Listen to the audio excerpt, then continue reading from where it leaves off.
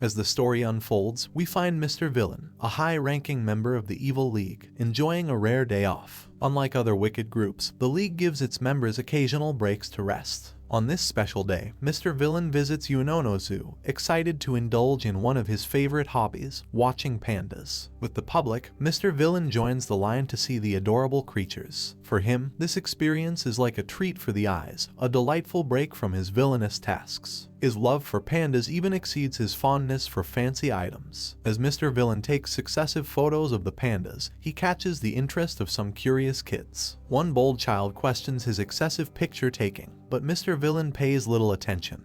His mind focused on dark plans of increasing panda numbers in a world without humans. After getting the photos he wants, Mr. Villain politely leaves, determined to avoid running into a colleague on his precious day off. At work, he pretends to be innocent, not wanting others to recognize him as the person they saw at the zoo. Yet, Mr. Villain's day off isn't just for fun. He also needs to watch out for park rangers, whom he sees as annoying barriers to the League's goals. Though he respects their skills, he doesn't want to fight them during his rare moments of rest. So, amidst the calm of the zoo and the playful pandas, Mr. Villain spends his day off with careful planning, making sure he stays alert and ready for any challenges ahead, even while relaxing. As Mr. Villain continues his day off, his peace is suddenly interrupted by a tap on his shoulder. Turning around, he sees a young man who senses something sinister about him and realizes he's from the Evil League. This young man, called Ranger Dawn Red, is excited to have found Mr. Villain and quickly challenges him to a fight. To Mr. Villain's surprise, instead of fighting, Mr. Villain suggests a truce, saying they both love pandas and don't want to disturb them. Ranger Dawn Red also admits he likes pandas, and they bond over this shared interest. Mr. Villain realizes the ranger made a mistake in coming to the zoo and offers to help him get to the aquarium instead. It turns out the ranger is bad with directions and gets anxious about taking the train. Meanwhile, Mr. Villain goes to a convenience store and changes from his scary look to a more relaxed one. While looking around, he happily finds a magazine with a panda toy, showing his softer side. But his peace is ruined when he finds out they replaced his favorite sweet potato ice cream with a strawberry mochi bar. He gets really mad but ends up buying the mochi bar, promising to get back at humanity if it disappoints him. The shop assistant is nervous at first, but Mr. Villain calms her down, saying he'll listen to her advice. They end their talk on a somewhat lighter note as Mr. Villain pays for his stuff, leaving the assistant relieved but also a bit unsettled by their encounter. After his busy day, Mr. Villain returns home and tries the strawberry mochi bar, finding it surprisingly tasty. In a playful moment, he imagines the convenience store is the last place standing after the Evil League takes over the world. Ranger Dawn Red shows up at the store, buying some food. The shop assistant is amazed to see the hero in person. Ranger Dawn Red, not paying attention, struggles to find his way using his phone, showing his poor sense of direction again. The next day, Mr. Villain wakes up to another day off and does his morning skincare routine, believing one can still look good while being a villain. After a simple breakfast, he thinks back to his zoo visit, where he grew fond of pandas and other cute animals. As he gets ready to go to the supermarket, he meets Ranger Dawn Red at his door. The ranger thanks Mr. Villain for helping him before and gives him a box of panda cookies as a thank you gift. Mr. Villain accepts it with a nod, hinting that he understands what's going on. Reminding himself not to work on his day off, Mr. Villain enters the shop, ready to enjoy his free time without thinking about villainous stuff. As night comes, Mr. Villain takes a moment to think about how precious his free time is. He stresses the importance of getting good sleep and avoiding work whenever he can. He remembers a close call with a coworker at the supermarket, where he smoothly got away without revealing his villain identity. Feeling really angry, Mr. Villain vents about a disappointing find at the shop. He was looking forward to having curry on his day off but could only find the super spicy kind, which he couldn't handle. He gets really mad, almost losing control, until he watches a surprise TV show about pandas, which surprisingly calms him down. He thinks it's funny how something cute can change everything.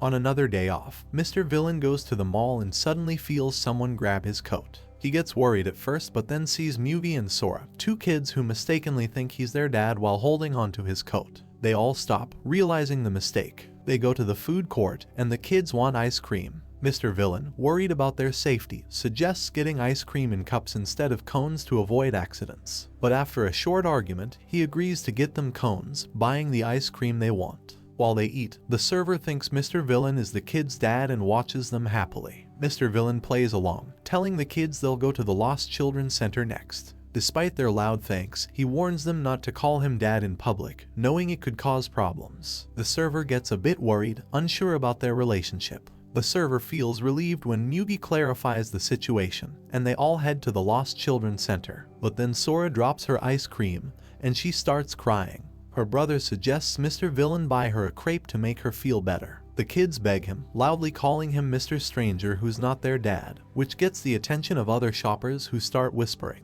Mr. Villain politely asks them not to call him that. After cheering up Sora, Mr. Villain takes them to the Lost Children area, where they say goodbye. He tells them to stay close to their dad in the future. As he walks away, he thinks about how small and warm Mugi and Sora's hands were. Sure, they won't meet again because humanity will be gone by the time they grow up. But then Mugi and Sora change their attitude, with Sora admitting Mr. Villain wasn't as bad as she thought and Mugi saying their enemies come in all types. They say they were just watching Mr. Villain for now and promise to meet him again in the future. Ranger Red interrupts, thanking them for being there. Impressed that Red made it to the Lost Children's Center alone, the kids leave with him. The ice cream server is shocked to see Mr. Villain isn't their dad, and the twins tell him they need to go home, revealing they're part of the Rangers. Meanwhile, Mr. Villain is busy thinking about a panda fair and decides to buy all the different types of merchandise available at Evil League HQ.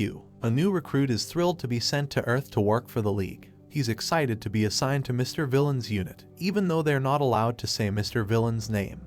They just call him the General. Meanwhile, Mr. Villain is at work when a co-worker invites him to lunch. Mr. Villain declines rudely, saying he's busy. He's annoyed because there's a baby panda unveiling at the zoo and he's stuck at work. But his mood improves when he sees a cute picture of the baby panda. Later, in the group office, Mr. Villain sees the new guy still working late. At first, Mr. Villain is dismissive, but he's surprised when the rookie says he wants to finish his work. Mr. Villain's serious look makes the rookie apologize for being slow. Looking at the paperwork, Mr. Villain sees most of it isn't urgent in their fight against Earth. He tells the rookie to take care of himself, warning him about burning out. Mr. Villain reminds him they have the next day off and tells him to enjoy it before leaving.